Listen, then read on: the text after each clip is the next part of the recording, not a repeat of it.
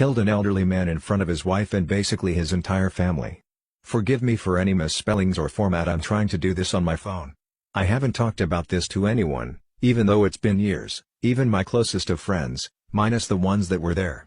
One night when I was in college, I was driving to get some liquor for a party my fraternity was supposed to throw the following night. I was taking a street I was very familiar with to get back to my house. It was dark but the street was lit with street lamps. I remember that I looked at my radio for a second, just a second, not very long at all. But when I looked back up to the road, there was a man crossing. I didn't have any time to react. By the time I saw him, he had already hit the hood of my car and bounced off the side. I remember screaming and hitting the brakes, and the wash of horror of what had just happened. I'll admit I had thought about speeding away, but I pulled over to the side and ran out of my car to check on this guy. When I got to him, his family was standing outside the restaurant he was leaving and they were all screaming and crying. He is laying on the side of the road with blood coming out his nose and mouth. 2 other men were standing with him trying to see if he was alright and calling 911. All I could say was I didn't see him. I was frantic by the time it had set in what I had done. I sat on the curb across from the family and listened to their crying in agony while we waited for the paramedics to arrive. I sat there and sobbed while 2 paramedics took him away in an ambulance.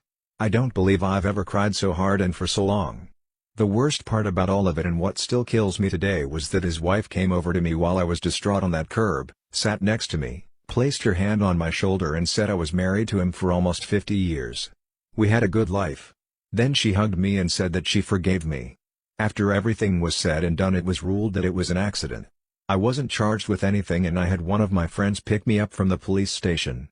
I went down a dark path the years after that.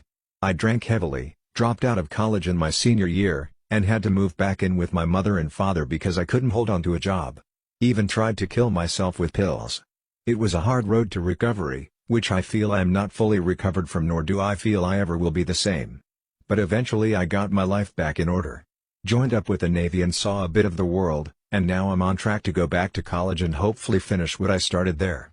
It took almost a decade, but I finally start to feel almost whole again. I'm back to hanging with my friends, and actually going out. So maybe there is a light at the end of the tunnel.